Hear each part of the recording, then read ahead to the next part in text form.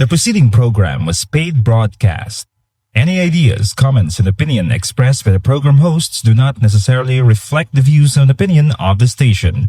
The program and its producers are not affiliated with the station.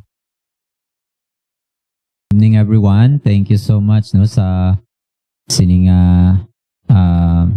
gabi nga makapadayon kita sa aton nga program counseling sa radio mayong gabi sa aton nga mga listeners sa 106.1 sa Radio Boracay kag sa aton man nga viewers sa aton nga live streaming sa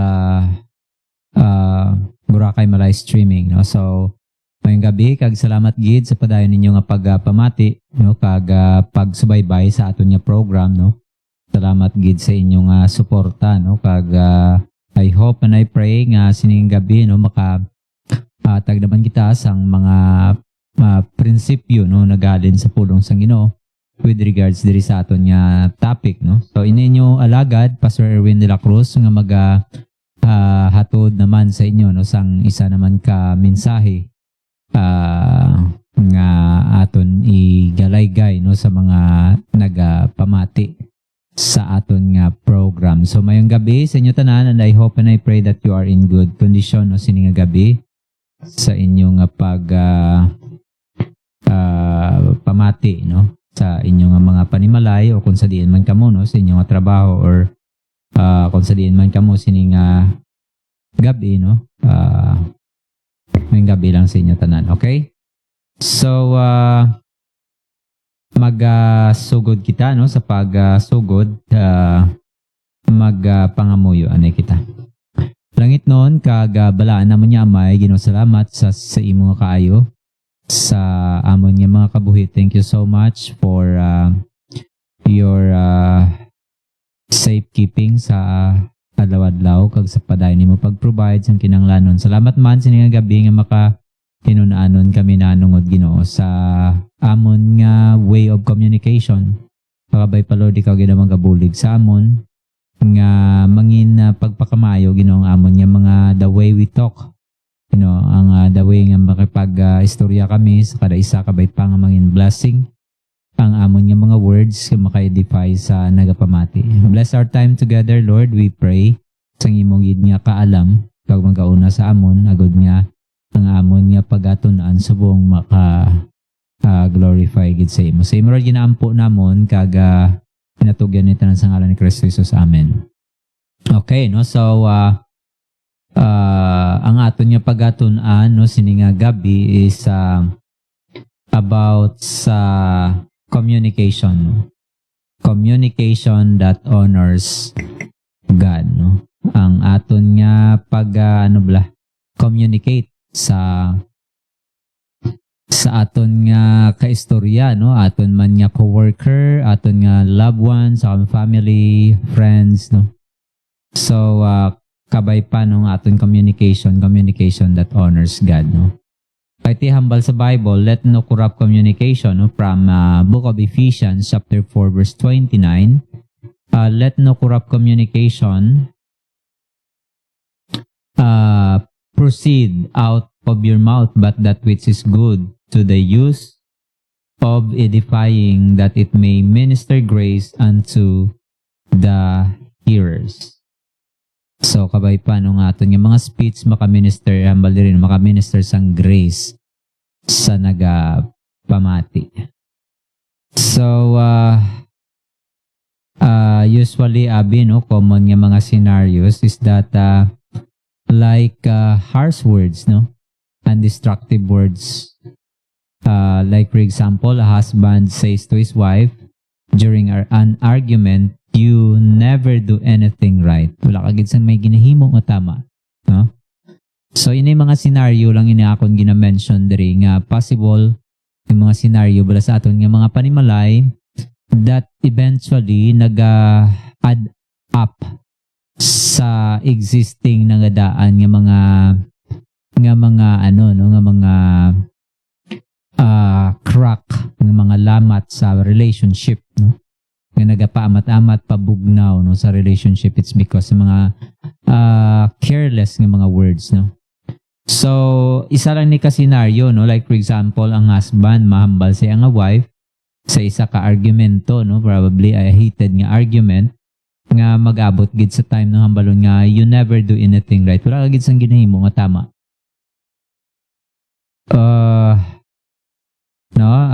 Ini nga words maka-destroy gid, no?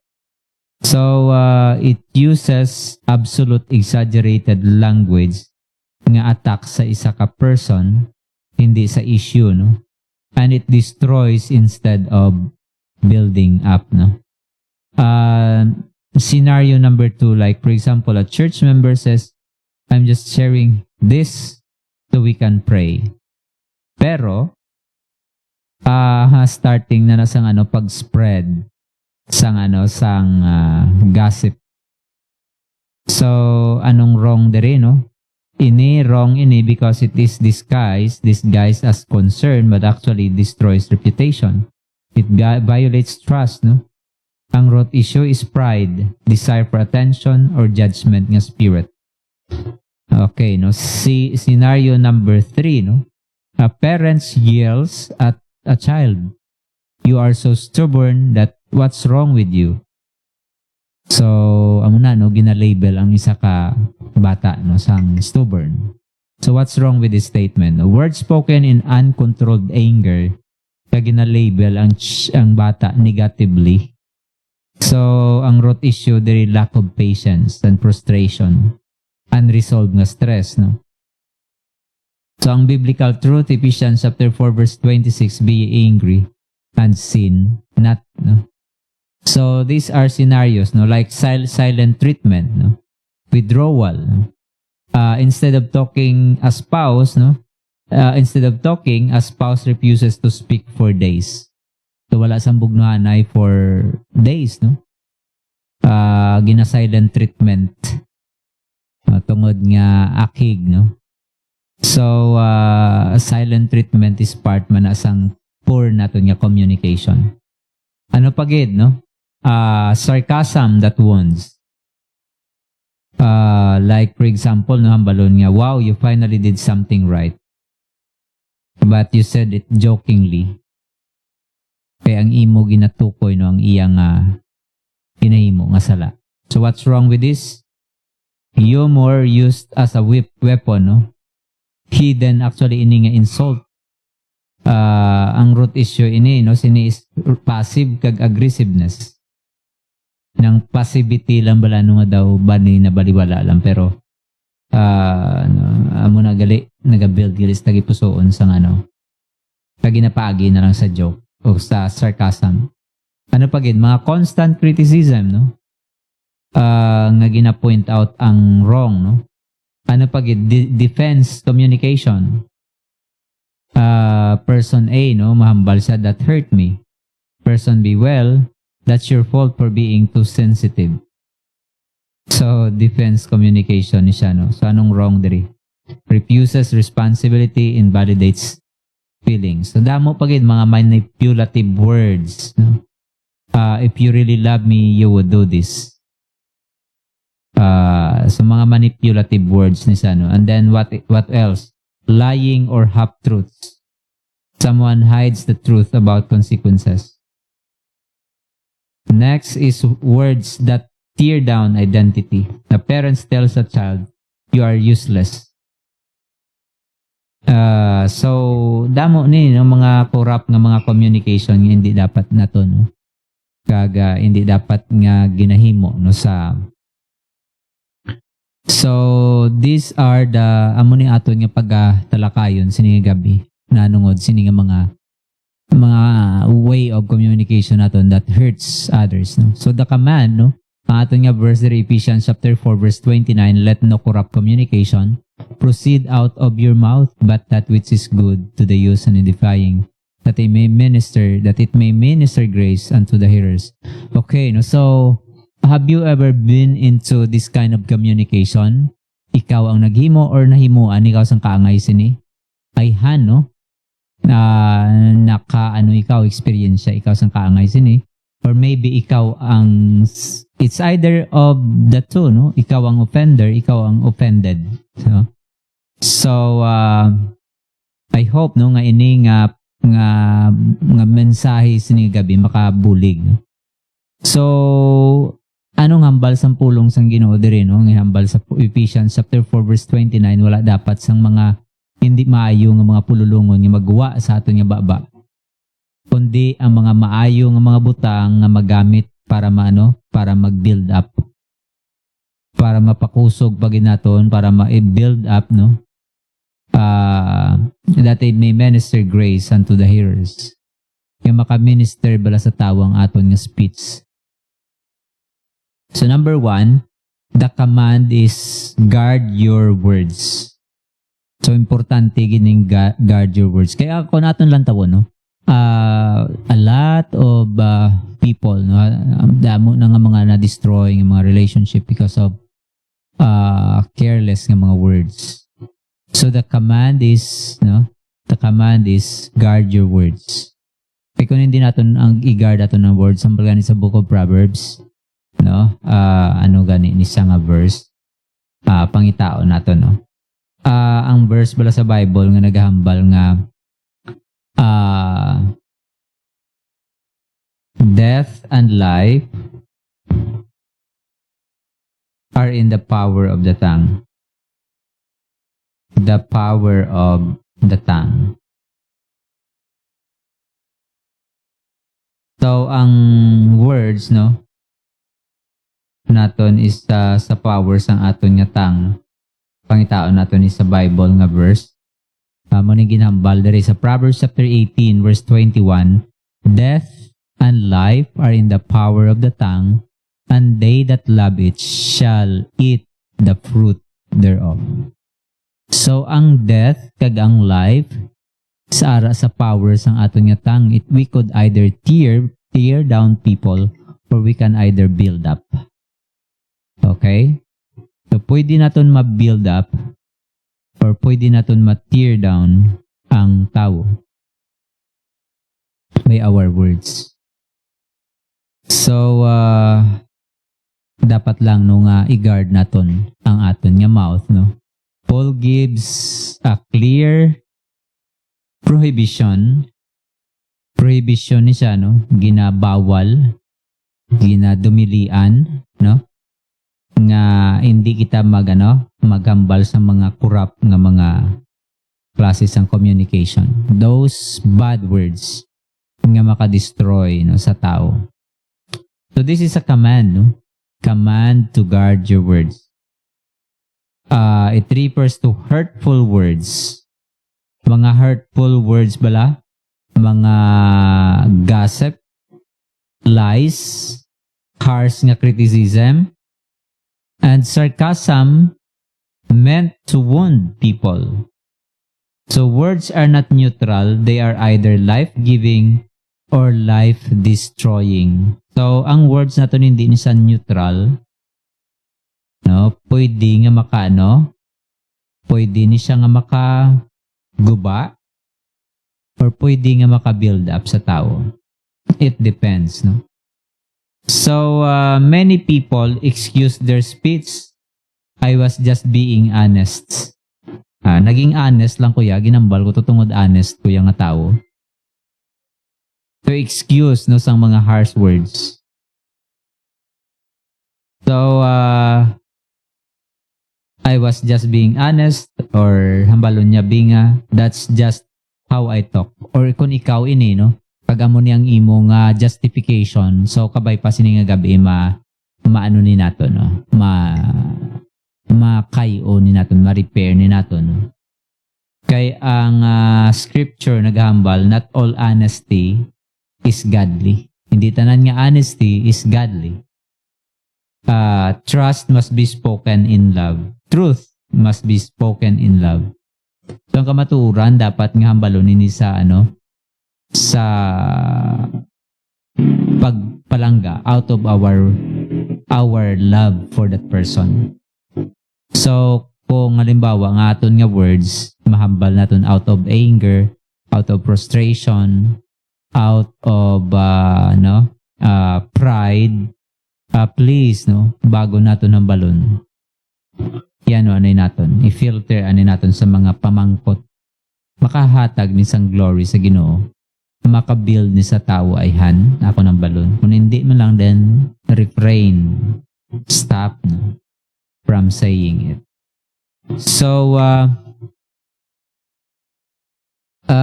ang scripture naghambal na gid no sa aton nga hindi tanan nga honesty siling sang Ephesians chapter 4 verse 15 no?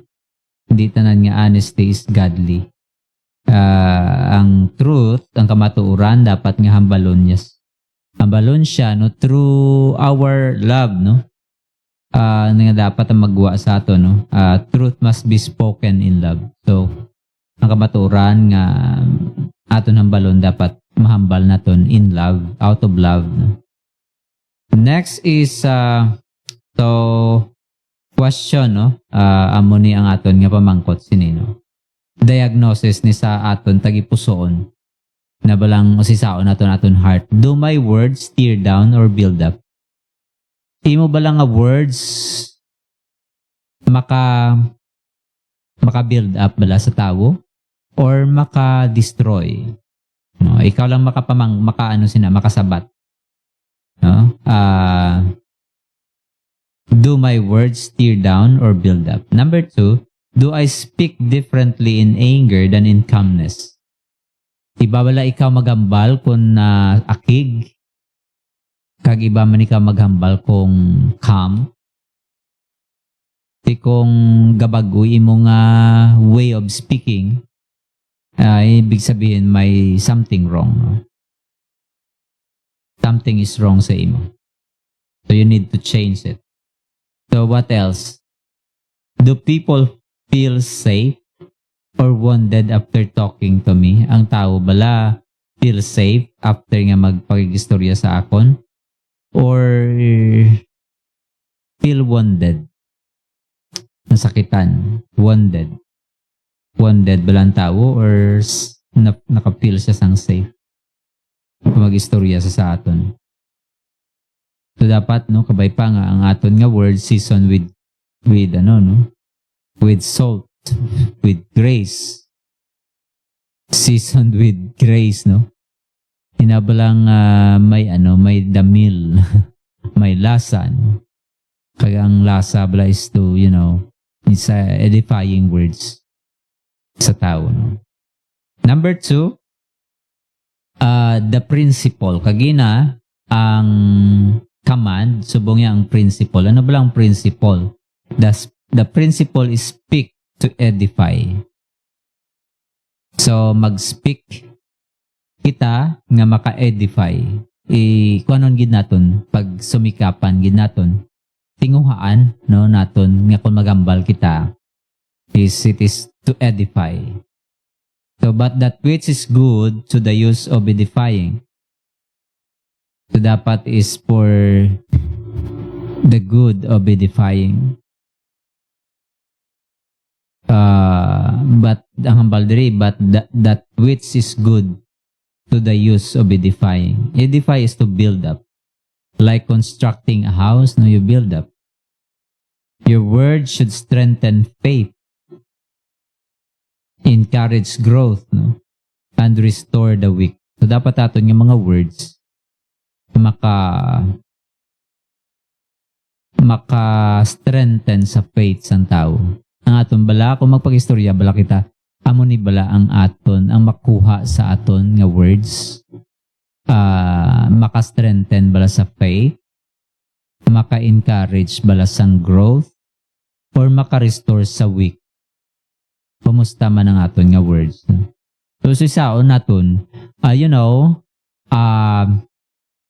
adamo nga mga relationship no nga nagamat-amat bugnaw kay tungod sa mga mga galagmay nga mga butang no, hindi man gid ko but sometimes gani no sa mga galagmay nga butang dira may mga kung hindi kita maayo pag hindi bala na filter aton yung mga words, pag hindi kita careful how do we communicate, no?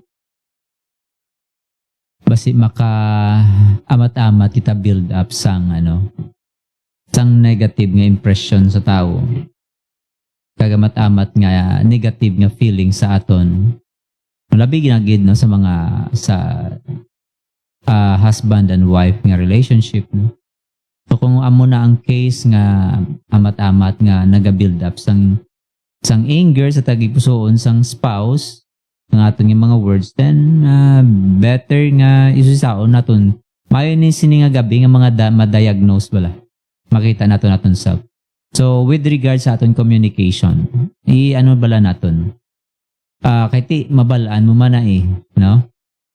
May mga times bala nga ang imo ka istorya nagipos na lang kagin silent treatment ka na lang tungod nga kabalo siya nga kung dugangan niya pa mag-ano lang, mag-cause lang sang conflict. May mga amo bala ng instances or mahalata mo man no nga matamat nagabugnawin mo spouse, no? Maybe amo na ang reason, no? So sisaon naton self. So damo nga mga relationship ang nagakaguba, it's because sometimes sa mga carelessness naton sa aton words, no? So ang principle there is speak to edify, nga kung magsambal kita maka-edify, maka-build up. So every ang words diri nga edify is to build up, no? To strengthen the faith, to encourage the growth, no, and restore the weak. So even conversation is an opportunity to build someone spiritually and emotionally. So even ang conversation, no, is an opportunity to build someone spiritually and emotionally. So kabay pa nga kung mag-istoryahanay, kita magipag-istorya, kita maka-build kita sa tao emotionally. Just like si Jesus, no? Jesus consistently used words to restore. Have you remember ang natabo sa John chapter 8, woman caught in adultery. Damo nga mga bisis, no, nga si Jesus Christ, makita naton nga ang iyang words, no, naga-edify gid, naga-build up sa tao. Ang eksena sa Luke chapter 15, no?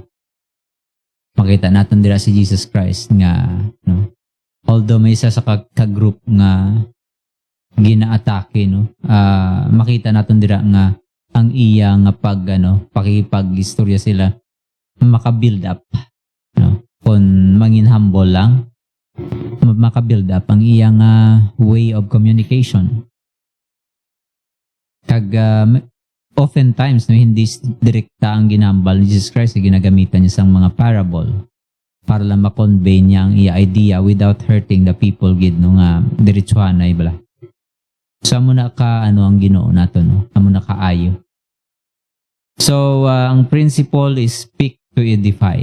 So dapat kung maghambal, maka-edify. So every conversation is an opportunity. Kada pagkikistorya naton is oportunidad na siya, no, pagkakataon na siya naton nga maka-build kita sang isa ka tawo, no, spiritually kag emotionally. So si Jesus Christ damo ang mga beses like Luke chapter 19 sa Zacchaeus, John chapter 8 sa woman nga na-caught in adultery, nga instead nga i-condemn niya ang babae, nagimo siya sang isa ka butang, no, nga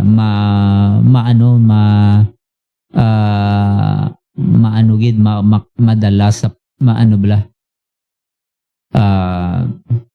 inang madala niya sa point ining mga tao nga makita nila ang ila kaugalingon. Instead of judging people, pagpatawad.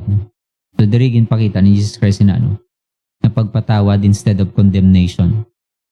Instead of stoning to death, no, inang babae, pakita sang grace, no. So si Jesus Christ, no, makita natin diri ang pag-restore niya sini nga babae. Sa Luke chapter 19, makita man natin diri ang encouragement sa kay Zacchaeus naman ini siya, no. Sa John chapter 21 sa kay Peter, no, ng Ginoo diri is gin-strengthen niya naman si Peter. So before speaking, asked, no, bago kita maghambal, pamangkot anay. Ang akon balahang balon kamaturan. Now, may mga kamaturan man nga kunang balon naton, ang aton nga way of communicating it is masakit, no? So, second, para ma-filter ni naton, is number 1 is it true? Tuod bala? Number 2, kung hambalon ko bala, helpful ini, makabulig ni bala sa iya. Number 3 nga question is it timely? Timely ni bala nga hambalon ko ning i-confront ko siya sini nga time. So bago kita mag-speak nun, may mga filter kita no nga mga questions in order for us nga mahimo na po nato ng insakto no. So not only that is it timely no, inabalang mahambal ka sang mga negatibo nga butang sa tawo nga gutom. Is it timely to say? Is it timely to speak? No, is it timely to confront a person nga gutom? So, dapat nasa timing. Or ang isa ka tao, bala akigman, tapos ginano mo pagid, ginhambalan mo pagid sa hindi mayong ng mga words. Kung nakig na siya nga daan, tapos ginhambalan mo pa sa hindi mayo, then it is not timely. So, wait for the right time. Kaya hindi sa tanan nga oras, pwede ikaw makahambal sang truth. Sometimes ang truth, no, must be what? Must be said in a manner nga inabalang maka-comfort. Inang timely. No? So, ang aton nga paghambal, pag-communicate, hindi sa tanan nga oras. No? May mga butang dapat hindi naton ginahimo. So, kung hindi siya timely, then refrain. No? So, kung na-answer mo na ang number 1 nga, is it true? Kung true, then proceed sa number 2 nga question. Helpful ni bala. True ni, pero helpful ni bala sa sina nga oras. So, timely na bala ang imo hambalon. Or is it loving? Loving ni bala ang akon nga ginahimo. So, pag yes, no, check, ini siya, then go ahead, no? Pero kung duha or tatlo diri mahambal mo nga daw hindi gidaw. Dahil hindi man ni helpful o hindi man ni timely. Pag hindi man ni loving nga pamaagi. So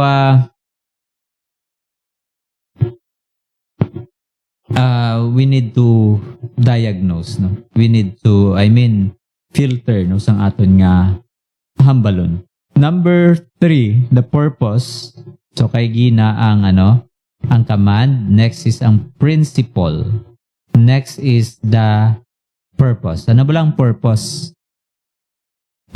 Purpose is to minister grace to the hearer.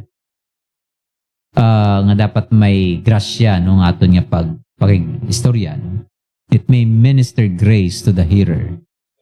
So that it may minister grace unto the hearers, no? Grace means undeserved favor, kindness, help, no? Ang aton nga mga words dapat no nga maka-heal, hindi maka-hurt, maka-restore, hindi maka-pahuya sa tao, makahatag sang hope, hindi maka-despair sa tao. So God uses your mouth as a channel of grace. So gamiton sang Ginoong aton nga bibig para mangin channel kita sang grace sa tao. So people often carry mga tao na daan, may ginabitbit na siya nga hidden bonds. May mga problem na daan nga karga ina. So, may mga struggle ina sa kabuhi. Nga dapat manaton nga mangin mano kita, mangin careful kita sa aton nga ginahambal. No? So, check naton nga mga viewers, no? Tini nga gabi. Mayong gabi lang no sa aton nga mga viewers. Okay, no? Mayong gabi sa inyo tanan. No? So, let's proceed, no? So the purpose is to minister grace to the hearers. So kay ang mga tao may ginadala na daan sila nga mga problema, no? Mga stress, pressure sa ilang kaugalingon, no? ginapaminsar nila. May mga hidden wounds, may mga insecurities, may mga emotional burdens, no? So dapat ang aton nga words could either deepen the wound or become part of God's healing. So ang aton nga words pwedeng makapadalom pagid sang pilas, no? Or makapaano pagid or hindi, no? Or on the other side, no, is maka-heal. Mangin parte ayan ni sa ayos ang sininga tawo sa iyang wound nga ginabatsyag. So kabay pa hindi siya maka-deepen sa wound, kundi nga mangin part siya sang healing sa tao. Ang aton words maka-heal sa iya ginabatsyag. That's why mangin sensitive kita, no, when talking to people. Kay para ang aton nga hambalon hindi maka-destroy, no? So, do my words reflect God's grace or my frustration? Akon bala nga words maka-reflect sang grasya sang Ginoo? Or maka-reflect sang frustration? Ano nga akon ginapakita sa akon nga words? Ano imo ginapakita sa imo nga words? Naga-reflect bala ini sang grasya sang Ginoo or sang frustration? Do I speak to win arguments or to win souls? Maghambal bala ko, kuan gid inang gusto mo, dapat permi ikaw gid ang daog. Gusto mo ma-win gid ang arguments. But sometimes or oftentimes, may mga pagkakataon nga, yes, we won the arguments, but you lose your relationship sa isa ka person because, so kabay pa, no, may sensitive kita sa aton way of communicating to people. Next, no, the root issue. Ano gid bala ang root issue, no? Ang root issue sang sininga, careless nga mga words is the heart behind the words. Ang root issue sang aton nga poor nga communication is ang aton nga tagipusoon, the heart behind the words. Usually ang aton ginahambal naghalin na sa aton nga heart, no? Na kung ano ang sulod sa aton nga heart nagagawa sa aton baba. So amo na, no? That is why we must be very careful. So the root issue is the heart behind the words, no? So ano ang aton nga ginabatsyag sa aton bala nga. So amo na siya usually kung anong unod sa aton tagipusoon, amo na siya ang magagawa sa aton nga baba, no? So kabay pa, no, nga mangin extra gid kita, no, sensitive and careful sa aton nga mga words. So the root issue is the heart behind the words. Anong hambal sa Matthew chapter 12 verse 34? Out of the abundance of the heart, the mouth speaketh. So out sa kung ano ang ara sa aton tagipusoon, amo nang nagagawa sa aton baba. So kung hatred ang ara sa imong heart, di magwa na sa imong baba. No? So, kung ano ang abundance sa aton heart, no, ihambalon sang aton nga baba. So, speech problems are heart problems. Ang aton nga problema sa communication naton, sa aton nga paghambal, no, is problema na actually sang heart, no. Angry words, angry heart. Proud words, proud heart. Bitter words, unforgiving heart. So you don't just fix speech, you shepherd dapat, no, sang tagipusoon. Dapat ang una naton nga i-guard isang aton nga heart. That is why, di ba, amo ng command sang pulong sang Ginoo that we must guard our heart, no? So instead of saying, just stop saying that, no? Instead hambalon mo pa, no, stop ka na lang. So what is in your heart that is producing these words? Ano ba lang ara sa imo tagipusoon nga naga-produce sang sininga mga words? So amo na no? Kung ang aton nga heart is angry, ang magwa man sa aton na budlay na budlay kung unless no you are spirit led, no? Nga bisan pa o akigikaw, no? Is that ang imo bala nga temperament no is controlled paghihapon. Na balang kaya mo kahit may ara bala nga self-control, no? Ang self-control naton mahimo man naton no, sa bugay sang Ginoo, grasya sang Ginoo sa aton. So the root issue is the heart behind the words. Anong heart? Anong may ara sa imo tagipusoon subong? Ano balang, so that's why ang atong tagipusoon dapat puno ni sang pagpasalamat. That's why we are commanded to ginhambal sa Bible nga in everything give thanks. Na dapat ang unod sa aton nga panguna-una is pagpasalamat sa Ginoo. Kaya kung ang aton panguna-una puno sang pagpakamaayo, no, nakita nato ng mga ginahimo sang Ginoo sa aton, mga pagpakamaayo, mga bugay, no, ang ginatag sa aton sang Ginoo. Then ang aton tagipusoon will be filled with thanksgiving and gratitude. So gratitude ang ara, no? Ang pagpasalamat, pagdayaw sa Ginoo. Kay ginpuno naton sang scripture, ginpuno naton sang mga nahimo sang Ginoo sa aton in the past, mga goodness sang Ginoo. So ano ang dapat naton himuon? So instead of saying, no, just stop saying, no, sang mga hindi maayong butang. So what is in your heart that is producing these words? Anong may ara sa imo tagipusoon na nagaproduce sang sining hindi maayo nga mga words? So anong dapat natin himuon? Number 1, no?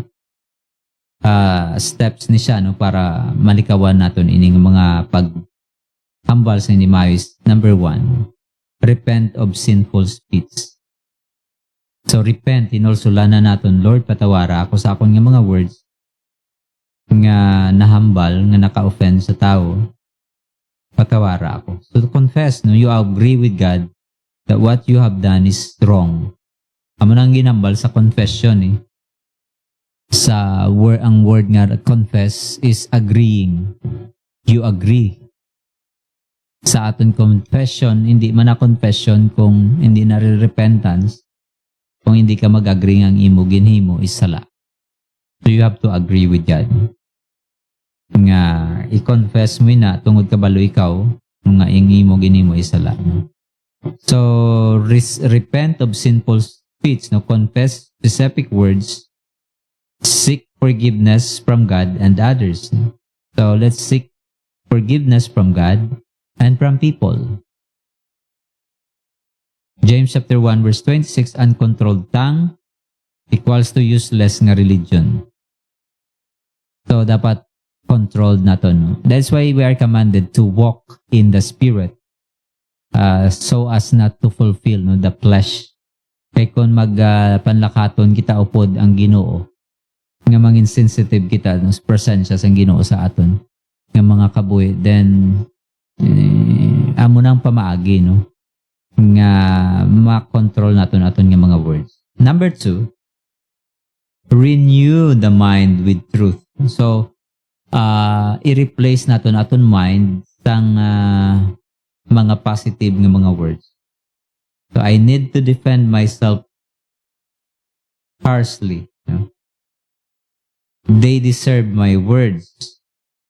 So i-replace ni naton ini nga mga words. Replace naton isang God calls me to speak grace. Instead of saying I need to defend myself harshly or they deserve my words. Ambalon naton nga God calls me to speak grace. So instead of saying those, no, ambalon naton God calls me to speak grace. Next, no, is that practice intentional speech. So i-practice ni naton ang intentional nga speech, no, train, no, i-train naton ang aton kaugalingon, no. Pause before speaking. So bago kita maghambal, pause anay and think Kay hindi man napadasig-dasig sang hambal no kung mag-counsel ikaw.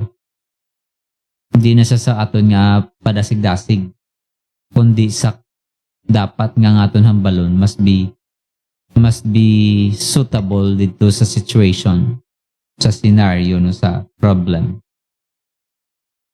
So that is why no, we should pause before speaking. Then pray before responding. So dapat mag-pray kita bago kita mag-respond. So that tagaan kita sang Ginoo sang wisdom, sang discernment kung ano dapat ang mga words nga aton hambalon, ano dapat aton yung mga actions. So it's very important, no? Crucial na siya nga dapat naton himuon. Next, not only practice intentional speech, no? Nga i-train naton aton nga mga kaugalingon, no? Nga magposa na bago magambal, pray before responding, and slow down in anger. So, amo nambal nila nga inhale, exhale, anay, no? Bago ka bago ka maakig. So, inhale, exhale, anay. Maybe you are at that point of your anger, kag basi makambal, ikaw sa hindi mayon, better nga mag-ano ka, anay. Slow down sa imong anger. Kaya usually, no, amo na balang inambal, count ka, anay, 1 to 10. Kaya sa sina nga time, makaano ikaw, ang Ginoo maka-work pa sinay, no?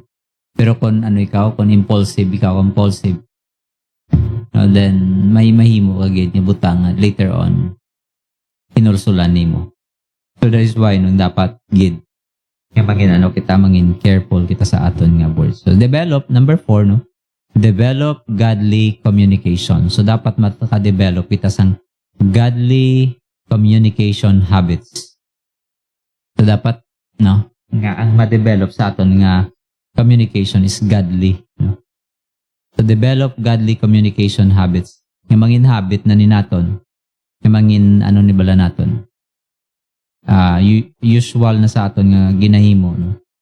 Kay gina-practice naton. So daily encouragement to others. Mangin intentional kita nga mag-encourage kita sa tao. Speak scripture when possible. So when possible, gamit kita sang scripture, no? Kaya ang scripture, no, is a timeless, no, nga principle nga ara dira nga ginbutang sang Ginoo nga makabulig, maka-minister gid sa tawo, no? What else, no? Kung possible, no, speak scripture sa tawo. Number 3 is that affirm rather than attack. So instead nga atakihon mo ang tao, no, affirm. I-validate naton, no? Mas maayo nga sa positive side kita, no? Tang sa pag-atake sa tao, no? So number 5 is establish accountability. So dapat maka-establish kita sa accountability. Ask someone to help monitor speech patterns. So dapat may isa ka person nga accountable. Kung gusto mo gid change ang imong way of speaking, may isa ka person nga mangin ano bala imo accountability partner nga magano sa imo, mag-rebuke sa imo nga kung may ara ikaw hindi mayong ginhambal, no? Siya ang kay sometimes may mga butang may idatawag kita blind spots nga binaton okay lang pero hurt na gali kita sa tao, diba? So ask someone to help monitor speech patterns.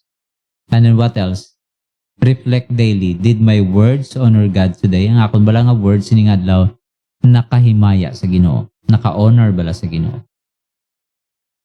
So common ng mga counseling cases like sa marriage, no, harsh words, constant criticism, no. So amo ni mga common nga mga issues, no, like sa parenting, yelling, discouraging words, no? So solution dira is discipline with truth. Solution sa harsh words, no, kag constant nga criticism is replace attacks with affirmation and grace. So kung nag-yell ikaw sa imo bata, then discipline with truth plus encouragement. So dapat ang atong ipagdisiplina is with truth kag encouragement sa bata. So, hindi lang pairalo ni mo anger to the point nga masakit mo gid, no? makasakit ikaw verbally, physically, no, sa imo bata. Not necessarily man, no, hindi sa tanan nga butang effective ang although no ginambalan kita nga ang ano no is kinahanglan sang rod, no, rod of correction, but not all the time, no. May mga times kailangan na natin hambalan ng bata. So yelling, labeling sa bata, discouraging words, no, the solution dira is discipline with truth and encouragement. Ang problem natin sometimes, sabi, no, ginasarcasm natin, ginagossip, or negativity, no? Nga muna, no? So, dapat heart transformation, no? Plus speech discipline. Next is Christ is our perfect example. So, ang Ginoo naton, siyang aton nga perfect example. Jesus never used words carelessly. He spoke truth boldly. Jesus Christ, no? May mga gina-rebuke man si Jesus Christ, like mga Pharisees of that time, no? Mga ano bala? Mga hypocrites. May ginakuan gid si Jesus Christ, no? Ginadiin, ginayano, kung sa mga amo na klaseng mga tao because they need sang rebuke para maano nila nga, realize nila nga sala ila ginahimo. So, may mga amo ng instances because God wants to correct them. Kag nangin matiga na sila, no, sa truth. So that's why, no, ang sharp rebuke ang ginagamit ni Jesus Christ sa ilan para makalantaw sila sa ila kaugalingon. So Christ is our perfect example, no. Jesus never used words carelessly. He spoke truth boldly, no, yet always with grace. Seasoned with grace, no. Ang balsang John chapter 1 verse 14, He is full of grace and truth. So ang aton nga goal is not just controlled speech but Christ-like nga speech. Hindi lang aton nga goal is controlled nga speech, but rather ang aton nga speech is Christ-like. Are my words, are my speech becoming Christ-like? Christ-like na bala ang aton nga speech? Maka-edify bala. So in application, no, speak at least one intentional encouraging word to someone. Practice na to, no? Nga everyday may mahambalan kita sang encouraging words. And i-pray naton, no? So i-practice ni naton, speak at least one intentional encouraging word to someone. I-practice na naton ini nga para manginhabit ni naton ang isa ka butang. Manginhabit lang ni naton kung i-practice ni naton. Kag himuon naton nga way of life na naton siya. Himuon naton nga amuning dapat, amuning right way of using my tongue.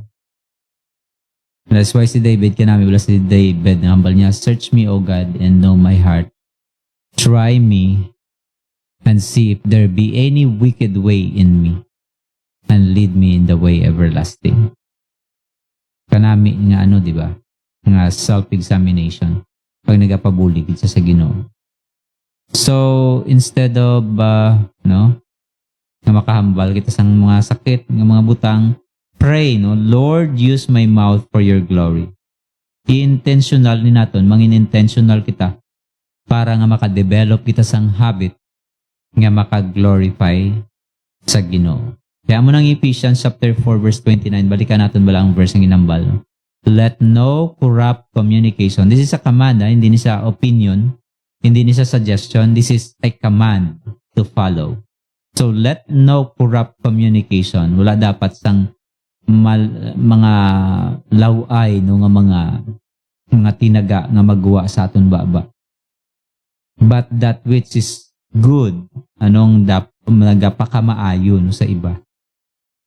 Which is that good to the edifying, that it may minister grace unto hearers. So, dapat aton nga words maka-edify, maka-build up. No? Kung ikaw nga person, no, mabalaan mo man na nga maayo ang imong mga words, maayo ikaw mag-communicate. No? Kung damo, ikaw gusto nga mga friend nga mag-upod sa imo.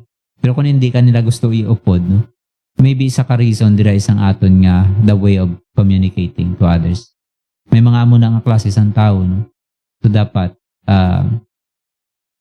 i-examine natin permi ang aton nga self, aton nga mga words bala. No? Kaya mo na gani, no? Kung anong unod sa tagipuson, kung anong abundant sa aton tagipuson, the mouth speaks.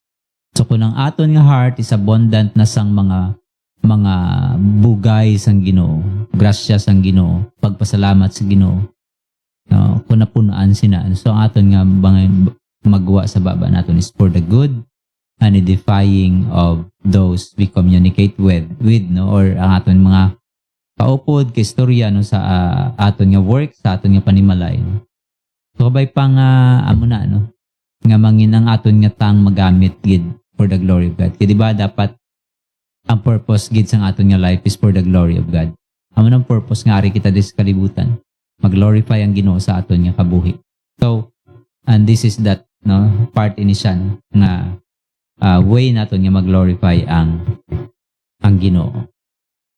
So, wala na kita sang oras, no? So, diri lang kita magtakop, no, sa aton nga program, and I hope nga it helps, no? Nakabulig ini, no? Ang aton nga. So, salamat gid sa aton nga viewers ini nga gabi, no? Dalayawon gid ang Ginoo. Thank you so much for listening. Kag makitain naman kita sa sunod naton nga program, no, sa Sabado. Akon nga time slot 3, no, is every alas 3 hasta alas 4 sa hapon Saturday. Kag amo ni, no, counseling sa radio every 6 to 7 every Sunday, no? So thank you so much sa mga listeners. Salamat gid sa inyo nga pamati sa sining gabi, no, sa aton man nga mga viewers, no. Salamat gid. And see you naman sa sunod naton nga program. God bless. Kagkabay pang Ginoo magpakamayo sa inyo.